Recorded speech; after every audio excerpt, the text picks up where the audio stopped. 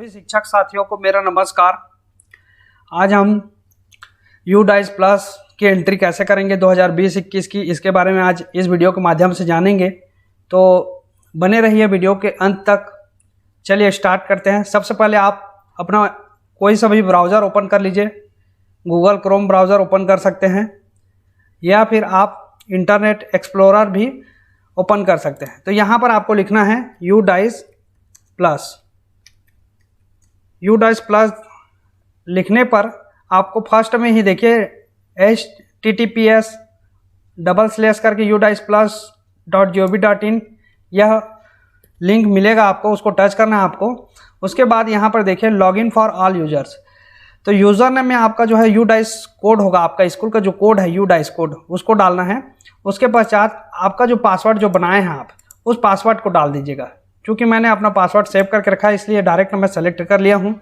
यहाँ पर captcha fill कर देंगे। नीचे में ये रेड कलर का जो कैप्चा है उसको यहाँ पे फिल करेंगे।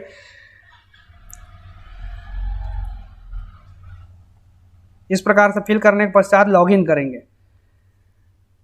जैसे ही लॉगिन करते हैं तो आपके सामने 3 विकल्प होंगे। एक तो होगा इंस्ट्रक्शन का, दूसरा मैनुअल का होगा और तीसरा जो है यहाँ पे जिसमें डाटा हमको भरना है वो वाला। तो आप यहाँ से चाहेंगे तो इंस्ट्रक्शन को पढ़ सकते हैं या फिर आप डायरेक्ट यहाँ क्लिक कीजिए। जैसे क्लिक करेंगे उसके पश्चात इस प्रकार से ओपन होगा। ठीक है, यहाँ पर बता रहा है कि आप जो है अपने सभी प्रकार की जो जानकारी हैं उसको आप रख लीजिए। स्कूल का नाम, कैटेगरी और लोएस्ट क्लास और हाईएस्ट क्लास, स्कूल मैनेजमेंट, ये सारा चीज़ की जानकारी आप रख करके इसको भरिए। उसके पश्चात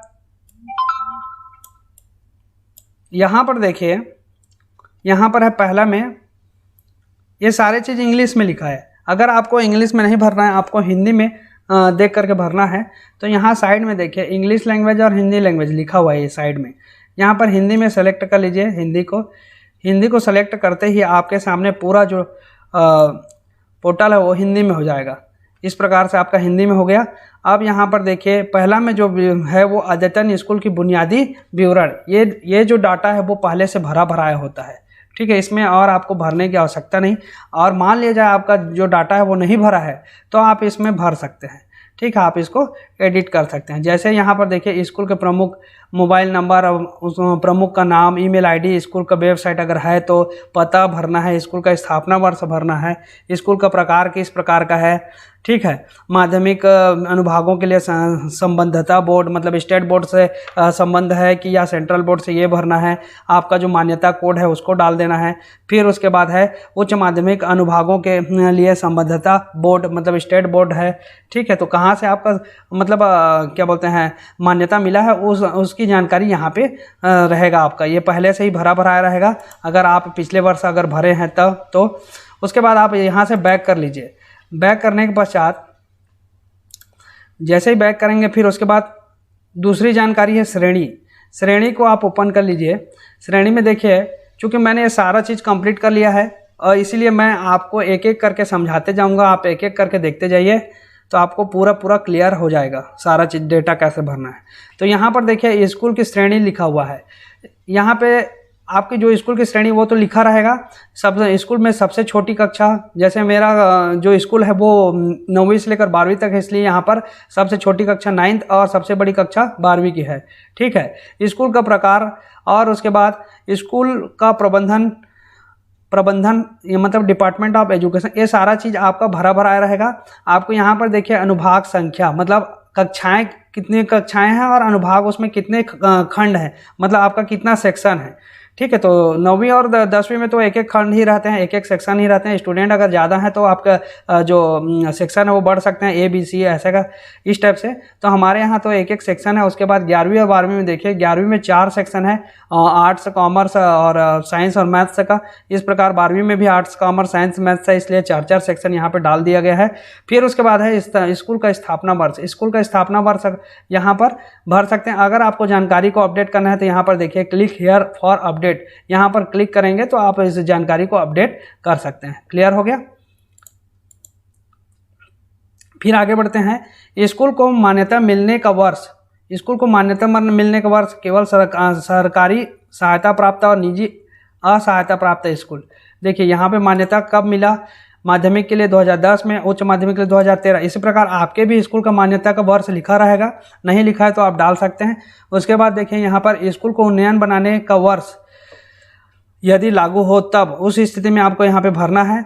क्या यह CWSN संबंधी विशेष स्कूल है, मतलब आपका जो स्कूल है वो क्या बोलते हैं दिव्यांग लोगों के लिए है क्या, या दिव्यांग लोगों के की सुविधा के लिए बना हुआ है क्या आपका स्कूल। तो यदि हाँ तो हाँ डाल दीजिए, तो नहीं है तो नहीं ना डाल दीजिए, ठीक है। CWSN का मतलब होता है ये दिव्यांग लोगों के लिए जो बना रहता है स्कूल, विशेष स्कूल उससे संबंधित है, ठीक है।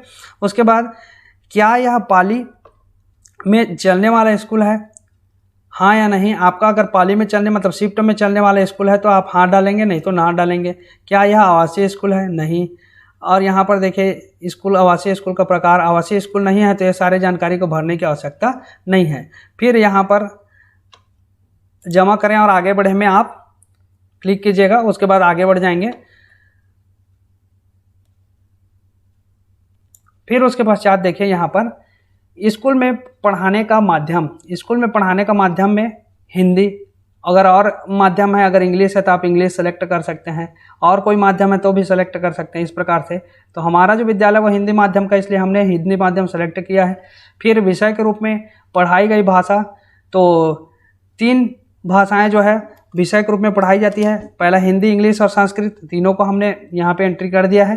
फिर क्या स्कूल ने विद्यार्थियों को शैक्षणिक या व्यावसायिक मार्गदर्शन परामर्श प्रदान किया है, हाँ है तो हाँ, ना है तो ना कर दीजिए। ये सारा चीज़ पहले से भरा भरा मिलेगा आपको, ठीक है, इस प्रकार से।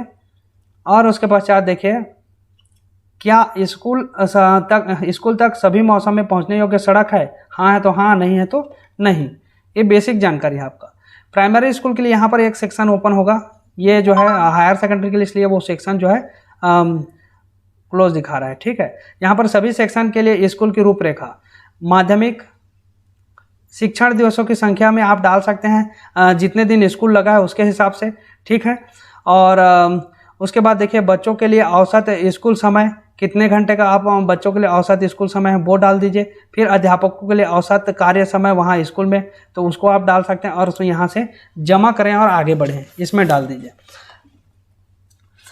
जमा करें और आगे बढ़ें ऑप्शन को क्लिक करते ही आपका नेक्स्ट पेज ओपन हो जाएगा। उसके बाद देखिए क्या CCE को स्कूल में लागू किया जा रहा है, तो है और नहीं है तो नहीं। यदि हाँ, क्या अब बाकी अगर नहीं है तो फिर इसका ऑप्शन नहीं खुलेगा, ठीक है। उसके बाद क्या कोई स्कूल से बाहर वाले बच्चे स्कूल में नामांकित हैं, और हैं तो हाँ डाल दीजिए, नहीं है तो नहीं। विशेष प्रशिक्षण ले रहे हैं अगर पूछ रहे हैं तो, ठीक। वर्तमान वर्ष में विशेष प्रशिक्षण हेतु नामांकित छात्रों की संख्या, तो विशेष प्रशिक्षण है तो कोई भी नामांकित नहीं है, इसलिए हमने नहीं डाला है। फिर है उसके बाद यहाँ पर देखिए वर्तमान वर्ष में औपचारिक प्रशिक्षण ले रहे विद्यार्थियों की संख्या, ये भी नहीं है, ठीक है। शैक्षणिक सत्र कब शुरू होता है, माह बताएं, यहाँ पर हमने जून डाल दिया है, 16 जून से स्टार्ट होता है इसलिए। फिर उसके बाद है क्या वर्तमान शैक्षणिक वर्ष में पाठ्य पुस्तकों का पूरा सेट प्राप्त हुआ था, यदि हाँ तो वर्तमान शैक्षणिक वर्ष में पाठ्य पुस्तक कब प्राप्त हुई थी, तो हाँ डालिए, और जिस माह आपको मिला उस माह को डाल दीजिएगा, ठीक। उसके बाद यहाँ पर देखिए क्या स्कूल को गत शैक्षणिक वर्ष में ग्रेडेड और अनुपूरक सामग्री प्राप्त हुई है, हाँ या नहीं तो नहीं। अगर नहीं है तो नहीं, हाँ है तो हाँ, ठीक है। TLM सामग्री के बारे में यहाँ पे पूछा गया है, तो क्या निःशुल्क पाठ्य पुस्तकों का पूरा सेट प्राप्त किया माध्यमिक में, उच्च माध्यमिक में, तो माध्यमिक में हाँ, उच्च माध्यमिक नहीं, तो इस प्रकार से आपको जानना है। उसके बाद क्या प्रत्येक ग्रेड के लिए TLM उपलब्ध है तो हाँ, नहीं है तो नहीं। क्या प्रत्येक ग्रेड के लिए खेल सामग्री, खेलकूद और स्पोर्ट्स उपकरण उपलब्ध है, माध्यमिक के हाँ और उच्च माध्यमिक में हाँ, हमारे पास है इसलिए। फिर उसके बाद गत शैक्षणिक वर्ष के दौरान स्कूल के दौरों के ब्यौरे, तो यहाँ पर आपको स्कूल के दौरों के ब्यौरे मतलब जो भी अधिकारी आपके स्कूल में आए हैं, विजिट किए हैं, उसके जितने भी दौरे हैं उनके, उसको यहाँ पर एंट्री करना है। देखिए CRC मतलब संकुल समन्वयक, समझिए CRC समन्वयक द्वारा दौरों की संख्या 7, और ब्लॉक स्तर के अधिकारी हैं जैसे बीआरसी हो गए, बीओ हो गए, तो वहाँ पर 3, और जिला स्तर में अधिकारी अगर आए हैं तो, या राज्य स्तर के तो 1, इस प्रकार से मतलब आपका यहाँ जितने भी बार आए हैं उसको डालिएगा। तो शैक्षणिक निरीक्षणों की संख्या, ठीक, क ख ग घ इस प्रकार से है दिया हुआ है, ठीक है। उसके बाद जमा करें और आगे बढ़ें, इस ऑप्शन को क्लिक कर दीजिएगा तो आपका जो डेटा है वो सेव भी हो जाएगा और आप आगे बढ़ जाएंगे। फिर उसके बाद यहाँ पे देखिए क्या बोल रहा है कि क्या स्कूल में प्रबंध समिति, स्कूल प्रबंध समिति और स्कूल प्रबंधन एवं विकास समिति एक ही है, हाँ या नहीं, तो उसको आप डाल दीजिएगा। एक ही है तो हाँ कर दीजिए, ठीक है। यहाँ पर चूँकि सेलेक्ट नहीं हो रहा है। फिर उसके बाद क्या स्कूल प्रबंध और विकास समिति का गठन किया गया है, हाँ, ठीक है, हाँ किया गया है। अब उसमें कितने सदस्य हैं उसको आपको डालना है, कितने सदस्य हैं टोटल, महिला और पुरुष। फिर उसमें माता पिता अभिभावक कितने हैं उसको डालना है। फिर उसके बाद आप देखेंगे इसमें सारे चीज़ हैं, इसको आप पढ़ लीजिएगा। उसके बाद जो भी संख्या है उसको आप डाल सकते हैं। फिर उसके बाद देखिए इधर नीचे में आते हैं, बैंक का विवरण अगर है तो उसको डाल दीजिए। गत वर्ष में आयोजित पीटीए बैठकों की संख्या, ये सबको डाल सकते हैं, ठीक है। उसके बाद जमा करें और आगे बढ़े में क्लिक करना है। आप जमा करें और आगे बढ़ें, हमने क्लिक किया और आगे बढ़, यहाँ पर देखिए क्या लिखा है, स्कूल में भौतिक सुविधाएं एवं उपकरण, स्कूल भवन की स्थिति, ठीक है। गवर्नमेंट था, हमने गवर्नमेंट डाल दिया है। यहाँ पर देखिए स्कूल भवन का प्रकार, यहाँ पे स्कूल भवन ब्लॉकों की कुल संख्या, पक्का ब्लॉक, ये सारे को आपको भरना है, ठीक है। आपके स्कूल के में जो भी हैं उसको आप देख करके डाल दीजिएगा।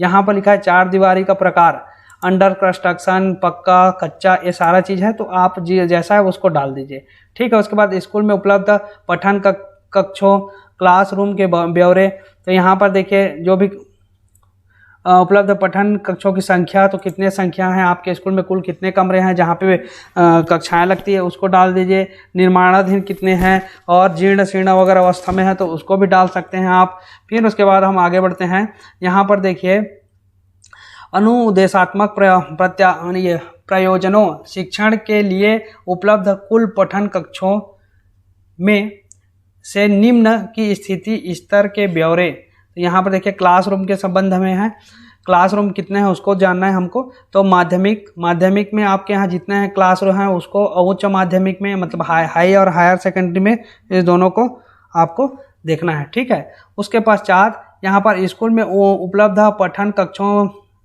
से भिन्न कक्षों की कुल संख्या, ठीक है। और अगर और कक्षा हैं आपके पास आपके स्कूल में, मतलब जो जहाँ पे क्लास लगता है उसके सिवा, तो आप यहाँ पे डाल दीजिए उसको। फिर कक्षों की स्थिति में यहाँ पर स्थिति के अनुसार पठन कक्षों की संख्या, यहाँ पर देखिए पक्का और मामूली मरम्मत की आवश्यकता, अधिक मरम्मत की आवश्यकता, तो आप देख लीजिए अपने स्कूल के अकॉर्डिंग इसको डाल सकते हैं। फिर उसके बाद क्या स्कूली सुविधाओं को बढ़ाने के लिए भूमि उपलब्ध है तो हाँ, नहीं है तो ना। क्या प्रधान अध्यापक या प्रधानाचार्य के लिए अलग कक्षा उपलब्ध है, हाँ या नहीं, ठीक है। तो इस प्रकार से आप कह सकते हैं। उसके बाद यहाँ पे जमा करें ऑप्शन पर जमा करें और आगे बढ़ें, इस ऑप्शन को क्लिक कीजिएगा। उसके बाद फिर आप आगे बढ़ जाएंगे। जैसे ही आगे बढ़ेंगे यहाँ पर देखिए, यहाँ पर शौचालय सुविधा, स्कूल में जो शौचालय है उसके बारे में आपको यहाँ पे जानकारी देना है, शौचालय के ब्यौरे।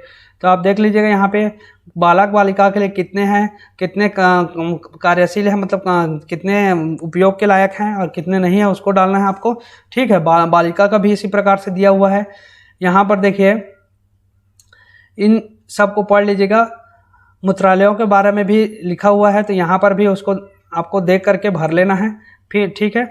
उसके पश्चात आप नीचे आइए, यहाँ पर देखिए ये सारा चीज़ आपका भरा मिलेगा, ठीक है। पिछले वर्ष आपने अगर भरा है तो ये आपको ज़्यादा जो है इसमें एडिट करने की आवश्यकता नहीं है, और कुछ जो जानकारी है उसको आप इसमें डाल सकते हैं अगर सुधार हुआ है तो। क्या स्कूल परिसर में पेयजल की सुविधा उपलब्ध है तो हाँ, नहीं है तो ना, इस प्रकार से आपको लिखना है, ठीक है। हैंडपम्प, सुरक्षित कुएं, असंरक्षित कुएं, नल का पानी, पैकबंद बोतल पानी, इस प्रकार से ये सारे चीज़ों की जानकारी को आपको भरना है, ठीक है। ये सारे आप पढ़ेंगे तो आपको समझ में आ जाएगा पूरा चीज़, ठीक। उसके बाद इधर भी उसी प्रकार से है, पढ़ पढ़ के आप भर सकते हैं। फिर आगे बढ़ें, यहाँ पर देखिए कुछ जानकारी और है जिसको आप पढ़ करके इसको भी भर सकते हैं। ठीक है, फिर आगे बढ़ जाते हैं। कंप्यूटर एवं डिजिटल उपक्रम, आपके यहाँ कितने लैब हैं नहीं हैं उसके बारे में जानकारी पूछा गया है। उसमें आप जैसा भी है आप उसके हिसाब से यहाँ पे उसकी जानकारी को डाल सकते हैं। और यहाँ पर देखिए कितने लैपटॉप हैं, टैबलेट हैं, डेस्कटॉप कंप्यूटर हैं, वो सारे को अगर हैं तो आप उनकी संख्या को और वे कितने उसमें से कार्यात्मक हैं वो सारी जानकारी को आपको यहाँ पे डालना है। प्रोजेक्टर कितने हैं, ठीक है, प्रिंटर का स्कैनर, वेब कैमरा अगर है तो, इंटरनेट सुविधा, DTH, टीवी एंटीना, ये सारे चीज़ों की जानकारी को आपको भरना है। फिर उसके बाद जमा करें और आगे बढ़ें ऑप्शन पे क्लिक करना है आपको। फिर नेक्स्ट में आ जाएंगे। अब यहाँ पे कर्मचारी पद, कार्यरत कर्मचारियों की संख्या, यहाँ पर देखिए लेखाकार, पुस्तकालय सहायक, प्रयोगशाला, उच्च श्रेणी लिपिक, निम्न श्रेणी लिपिक, चपरासी और रात्रि चौकीदार, ये सारे की जानकारी भरना है। शिक्षक की जानकारी यहाँ पे भरना है। ठीक है, उसके बाद जमा करें और आगे बढ़ें ऑप्शन पर आगे बढ़ना है। फिर उसके बाद देखिए यहाँ पर है टीचर की जानकारी। टीचर की जानकारी में आप यहाँ पे देख रहे हैं कि कंप्लीट दिखा रहा है, यहाँ पे कंप्लीट दिखा रहा है। आप जब ओपन करेंगे तो यहाँ पे कंप्लीट नहीं दिखाएगा। ठीक है, तो आपको क्या करना है, एडिट ऑप्शन पे जाना है। एडिट ऑप्शन पे जाएंगे। एडिट ऑप्शन में जाने के पश्चात क्या करेंगे, ये सारे जानकारी को देख लीजिएगा और अगर कोई सुधार करना रहेगा तो सुधार करके आप जमा करें ऑप्शन को क्लिक कर दीजिएगा। ठीक है, जैसे ही जमा करें ऑप्शन को क्लिक करेंगे उसके पश्चात वो जो है कंप्लीट शो होगा। ठीक है, तो पूरे को आप करने के पश्चात जो है पूरे को कर लेंगे। उसके बाद इसमें देखिए पूर्ण के रूप में चिन्हित करें, पूर्ण के रूप में चिन्हित करें ऑप्शन को क्लिक कीजिएगा तो पूरा डेटा क्या हो जाएगा, सेव हो जाएगा। ठीक है, उसके बाद आप जो है आगे बढ़ जाएंगे। इसके पश्चात आपको क्या करना है, तो यहाँ पर देखिए वर्तमान शैक्षणिक सत्र में नामांकन, तो नामांकन की जानकारी यहाँ पे आपको भरनी है। ठीक है, 9वीं 10वीं 11वीं 12वीं में कितने आपके बच्चे हैं उसकी सारी जानकारी को आप यहाँ पे डाल देंगे। ST SC OBC ये सारे के लिए आप इसको एक चार्ट बनाना पड़ेगा आपको, जैसे मैं आपको बता देता हूँ। एक मिनट देखिए, स्कूल डाटा इस प्रकार से हम, जैसे हमारे स्कूल का मैंने चार्ट बनाया हुआ है। देखिए कक्षा 9वीं 10वीं फिर 11वीं 12वीं, यहाँ पर अजा, फिर अजजा, अन्य, पिछड़ा वर्ग, सामान्य, फिर इसमें कुल महायोग और टोटल यहाँ पे कितने का और की मतलब लड़की और लड़का में कितने हैं, फिर योग उसका, इस प्रकार टोटल विद्यार्थी कितने हैं वो सारे मतलब आपको यहाँ से जो है पूरी जानकारी मिल जाएगी कि कौन ST में कितने हैं, SC में कितने हैं, 10वीं में कितने पढ़ते हैं, 11वीं 12वीं सारे। इस टाइप से आप भी एक जो है चार्ट बना लीजिएगा। अगर नहीं बनाए हैं तो भी आप सामान्य कैलकुलेशन करके इस प्रकार से आप रख लीजिएगा, क्योंकि यही चीज़ जो है आगे आपको काम आएगी। फिर उसके पश्चात देखिए ये तो हमने भर लिया। उसके पश्चात यहाँ पर कुल नामांकन में से निम्नलिखित अल्पसंख्यक समूहों से संबंधित नामांकन का विवरण प्रदान करें। अगर अल्पसंख्यक हैं आपके स्कूल में तो उसकी जानकारी को यहाँ पे आपको डालना है। ठीक है, 9वीं 10वीं 11वीं 12वीं में जो भी हैं, हिंदू मुस्लिम मुस्लिम, क्रिश्चियन, सिख, बुद्धिस्ट, पारसी, जैन, इसमें से जो भी हैं।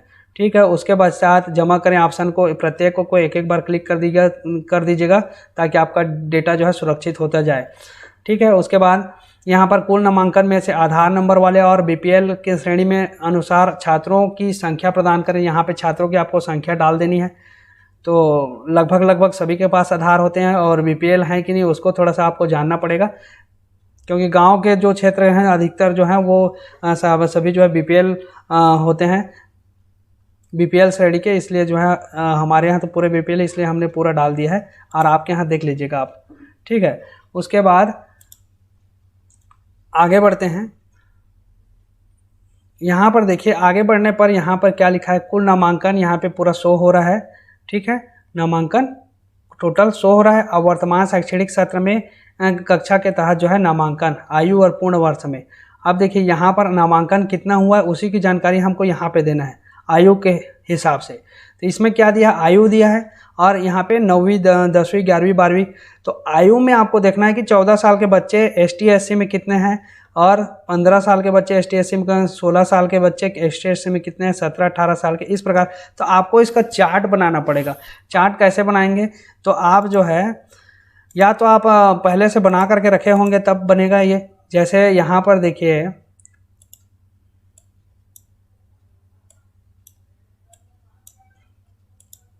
मैंने इसका चार्ट बनाया हुआ है। तो मैं क्या करता हूँ, उसके डेट ऑफ बर्थ के हिसाब से मैं उसको सिलेक्शन करके निकाल लेता हूँ। ये सारी जानकारी कहाँ से मिल जाती है, तो ये सारी जानकारी आपको यहाँ से मिल जाएगी CG विद्या वाले में। यहाँ पर से आप जाएंगे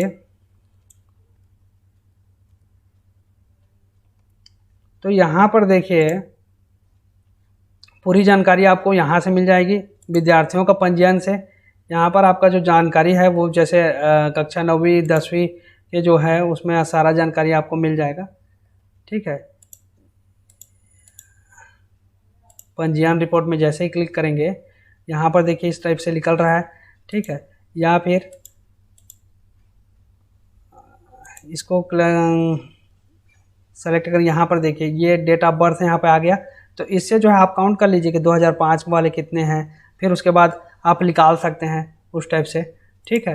2007 वाले कितने हैं। तो थोड़ा सा ये पेचीदा काम है, थोड़ा सा आपको समय लगेगा, आधा घंटा करीब। और उसके बाद ये सारा भरने के पश्चात जो है आप उसके आयु के हिसाब से आप भर लीजिएगा, ठीक है। उसके पश्चात जमा करें और आगे बढ़ें ऑप्शन पर क्लिक कीजिएगा। फिर जैसे ही आप क्लिक करेंगे उसके बाद इस टाइप का फिर पोर्टल ओपन होगा। यहाँ पर देखिए वर्तमान शैक्षणिक सत्र में कक्षा अनुसार नामांकन यहाँ पे दिया हुआ है पूरा, यहाँ पर भी है। तो हम इसको क्या करेंगे, आगे बढ़े सीधा, इसमें हमको कुछ नहीं करना है। उसके बाद यहाँ पर देखिए कुल नामांकन अल्पसंख्यक समूह का नहीं है इसलिए 00 शो हो रहा है, ठीक है। उसके बाद यहाँ पे देख सामाजिक श्रेणी वाले में भी नहीं है, ठीक है।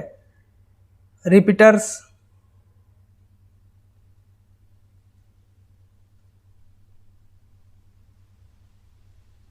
इस प्रकार से आपको भरना है। उसके बाद आप क्या करेंगे,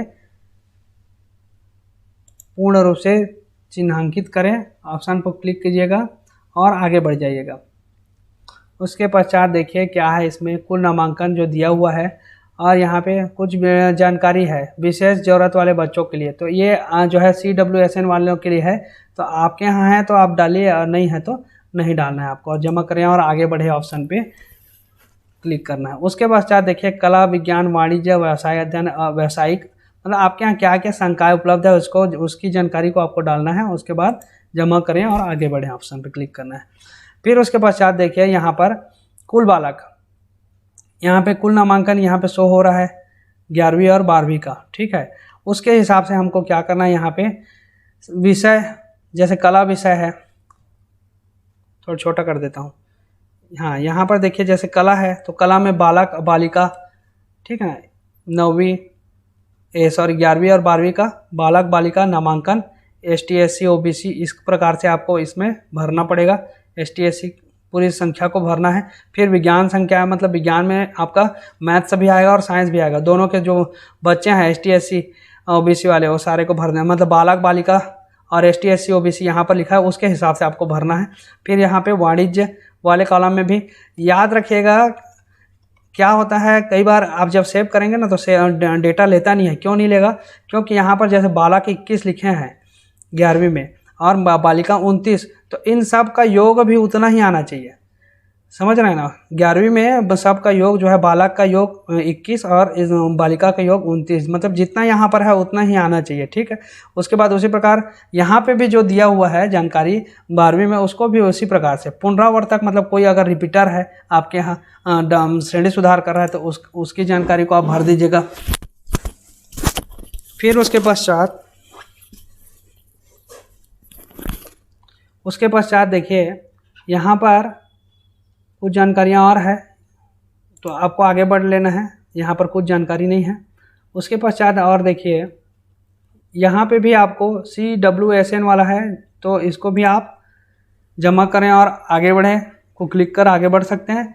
फिर यहाँ पर देखिए गत शैक्षणिक वर्ष में कक्षा 10वीं की बोर्ड परीक्षा का परिणाम, गत शैक्षणिक वर्ष मतलब पिछले साल का परिणाम कैसा था उसको आपको बताना है। तो यहाँ पर आप भर दीजिएगा ठीक है, उसमें भी आपको सामान्य जाति, अनुसूचित जाति, अनुसूचित जनजाति, मतलब कितने लोग परीक्षा में सम्मिलित हुए उसकी जानकारी, और उसमें परीक्षा में उत्तीर्ण विद्यार्थियों की संख्या, मतलब टोटल कितने पास हुए उसको, उसकी जानकारी आपको भरना है। ठीक है, गैर नियमित विद्यार्थियों की संख्या तो यहाँ भरेंगे उसको। क्लियर हो गया। फिर पूरा और अगला, यहाँ पर बोर्ड परीक्षा का परिणाम, ये देखिए हमने जो भरा है वो यहाँ पे शो हो रहा है। ठीक है, नियमित का, गैर नियमित का नहीं है इसलिए नहीं शो हो रहा है। अब यहाँ पे बोल रहा है कि गत शैक्षणिक वर्ष में अंक श्रेणी में माध्यमिक स्कूल बोर्ड परीक्षा उत्तीर्ण नियमित विद्यार्थियों की संख्या। अब एक समस्या और है यहाँ पे कि अब उसमें परसेंट भी आपको निकालना पड़ेगा कि कितना परसेंट, उसमें कितने लोग 60 से ऊपर मिला है और 80 से कम मिला है, कितने लोगों का 40 से ऊपर है और 60 से कम है, इस प्रकार से। तो आपको उसका भी एक टेबल बनाना पड़ेगा बच्चों का, और उसके बाद उस प्रकार से काउंट करके आप इसमें भरेंगे। उसके बाद फिर जमा करें ऑप्शन पे क्लिक कीजिएगा। ठीक है, इस प्रकार से आपको करना है। ये गैर नियमित है तो इसको आप छोड़ दीजिए, आपके यहाँ गैर नियमित नहीं होंगे तो। उसके बाद पूरा और अगला, उसके बाद देखिए अब बोर्ड परीक्षा में गत शैक्षणिक वर्ष में कक्षा 12वीं बोर्ड या विश्वविद्यालय परीक्षा का परिणाम। यहाँ पर देखिए सम्मिलित कितने बच्चे हैं उसको, कला, विज्ञान, वाणिज्य सब में, और उसके बाद उसमें से परीक्षा में उत्तीर्ण कितने बच्चे हैं उसको डालना है आपको। क्लियर हो गया। फिर जमा करें ऑप्शन पर क्लिक कीजिएगा। ये गैर नियमित विद्यार्थियों के लिए है तो इसको आपको छूने की जरूरत नहीं है आपके यहाँ अगर नहीं है तो। और फिर पूरा और अगला में। क्लियर हो गया। फिर उसके बाद बोर्ड परीक्षा परिणाम। बोर्ड परीक्षा परिणाम में देखिए, बोर्ड परीक्षा परिणाम में आपको उसी प्रकार से डालना है कि कितने लोग परीक्षा में शामिल हुए और पास हो गए हैं, तो ये पास होने वालों की संख्या। अब उसमें भी आपको लिखा है कि गत शैक्षणिक वर्ष में अंक श्रेणी में कक्षा 12वीं बोर्ड विश्वविद्यालय परीक्षा का परिणाम। यहाँ पर विश्वविद्यालय परीक्षा का परिणाम को आपको डालना पड़ेगा। ठीक है, परसेंट के हिसाब से कितने लोग, संख्या देना है इसमें, बालक बालिका का, अनुसूचित जाति, जनजाति। थोड़ा सा पेचीदा होगा आपके लिए, लेकिन थोड़ा सा मेहनत करना पड़ेगा इस काम के लिए। यहाँ पर देखिए वित्तीय वर्ष 2019-20 सरकारी और सरकारी सहायता प्राप्त स्कूलों के दौरान स्कूल और व्यय द्वारा प्राप्त अनुदान, तो जो भी आपका अनुदान प्राप्त हुआ है उसकी जानकारी को भर दीजिए, और खर्च कितना है उसको भरना है आपको। ठीक है, और इधर देखिए और कहीं से अगर वित्तीय सहायता मिलता है तो उसकी जानकारी को भरना है, नहीं तो नो कर देना है। ठीक, इस प्रकार से, और उसके बाद जमा करें और आगे बढ़ें। अब देखिए यहाँ पर है पीजीआई संकेत, यहाँ पे भी कुछ जानकारी है, इसको आप पढ़ करके भी अब डाल सकते हैं। ठीक है, इसको ज़्यादा बताने की आवश्यकता नहीं है, पढ़ते जाएंगे तो समझ में आते जाएगा सारा चीज़।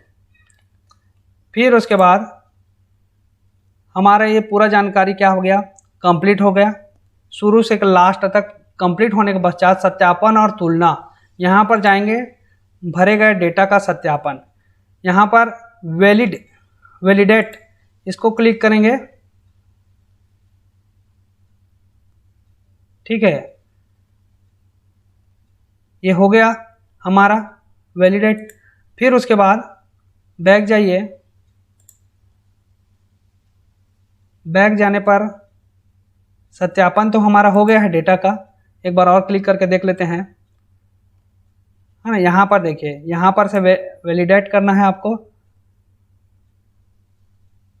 इस प्रकार से यहाँ पर देखिए सारा सक्सेसफुली हो गया है। ठीक है, स्टेटस आपका सक्सेसफुली दिखा रहा है, मतलब सारा डेटा क्या है, वैलिड है। क्लियर हो गया। उसके बाद हम जाएंगे बैक जाइए, बैक जाने के पश्चात यहाँ पर देखिए नीचे में सत्यापन हो गया। अब हमको जाना है डाउनलोड DCF एवं स्कूल रिपोर्ट। तो यहाँ से आप स्कूल रिपोर्ट को डाउनलोड कर सकते हैं, DCF को डाउनलोड कर सकते हैं। ठीक है, ये डाउनलोड होने के लिए चला गया। फिर स्कूल की रिपोर्ट डाउनलोड करें, वो भी डाउनलोड हो रहा है। फिर आपको जाना स्कूल डेटा प्रमाणित करें यहाँ पर, और इसको स्कूल डेटा प्रमाणित करें ऑप्शन को क्लिक कीजिएगा। जैसे ही आप क्लिक करेंगे उसके पश्चात जो इस प्रकार से आपका शो होगा। ठीक है, यहाँ पर देखिए ये सारा ग्रीन में है, मतलब सब ठीक है ना। अगर येलो में है या यहाँ पर है तो इसमें क्या है, थोड़ा सा आपको ऊपर से जानकारी मांगा जा सकता है आपके स्कूल के संबंध में।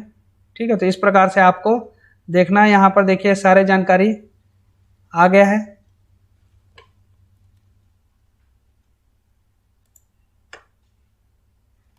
अब इसके बाद हम बैक जाते हैं।